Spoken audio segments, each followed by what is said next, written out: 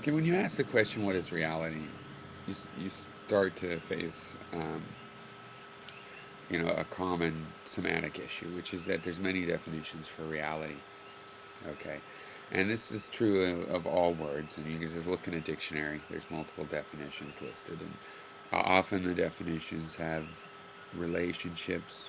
There's similar things, that tying those together, and sometimes they're just totally different, and sometimes they're so different it's as if really it's two different words. They just happen to be spelled and sound the same. Now, usually this is fine, uh, or it can be fine because it can be clear from context. And, somebody that's good at using the language, make sure to provide enough context, and the words can have, you know, a clear meaning out of the options. But sometimes you want to use more than one meaning, more than one of the definitions in the same sentence or paragraph or essay or book even.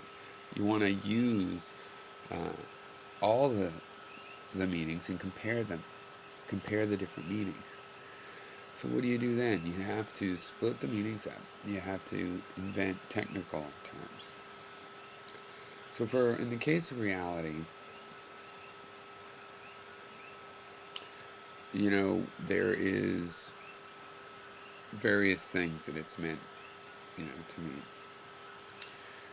And the first idea that comes with asking the question is, what is reality? Is I'm asking you what's true, what's real, what's in material reality.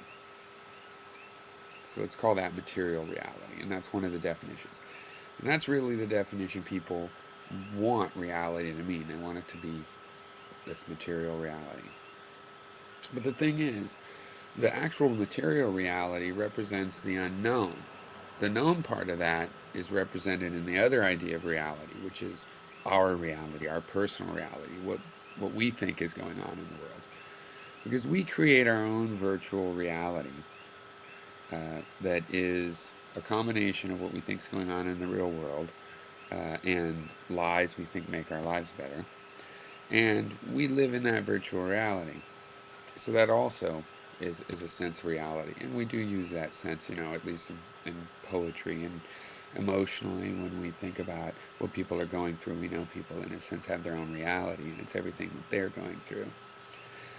But just in terms of the embodied mind, the mind is creating a picture of reality by taking data. It's as if you were sitting at a computer and you put your VR helmet on and you're in a computer space and it's hooked to a robot with various sensors on it.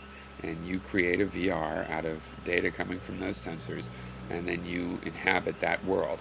And you can make the robot move when you move through that world, but you're still in this VR world that's trying to be a picture of reality. In other words, it's a model.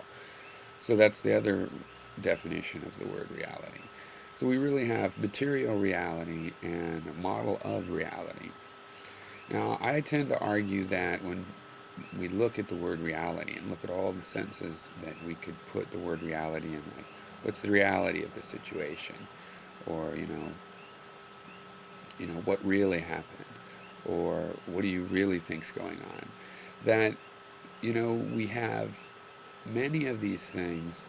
We're definitely talking about our model of the mind and comparing it to someone else's model and also to the material reality.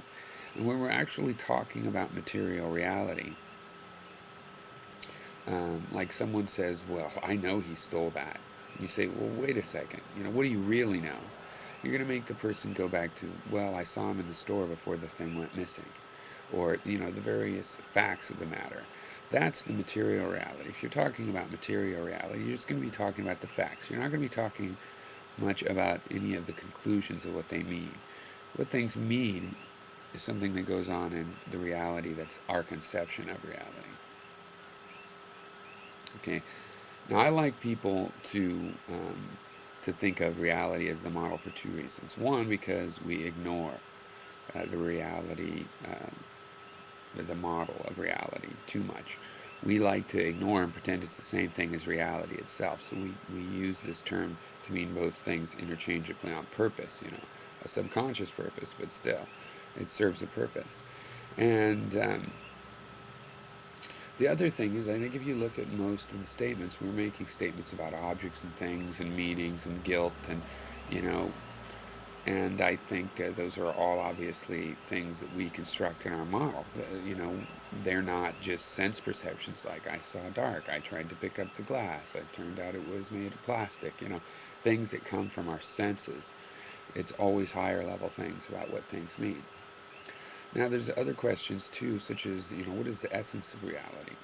What is it in a few sentences? Now, as a skeptic, I don't think an essence is like a fundamental reality like Plato would say. These essences are the fundamental real things, the forms. No, but I just think that an essence is an attempt in a language you have to put something really succinctly. So there's various, essences, and it depends on how you look at it. The essence of the material reality, I think, is becoming. Everything is becoming. So it's all about progress and evolution. And in terms of understanding how to live, we need systems that go well with becoming something and progressing and having evolution. Okay. Um, the law of change in the material world says that it's either that or things will deteriorate. So let's work for that. Now, the essence of our model of reality is that all we really have is a series of sense perceptions and imaginary perceptions and feelings of all kinds. We just have a series of these, and we're doing information processing on it. I think that's our reality as cognitive creatures. So that's the essence, sort of, for me, or an essence of the fundamental reality. So I think I'm going to talk about these three categories.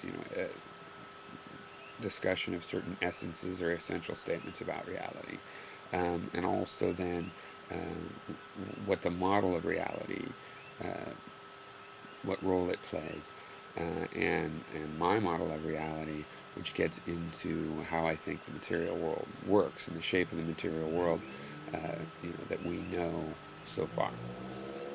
Okay, cheers.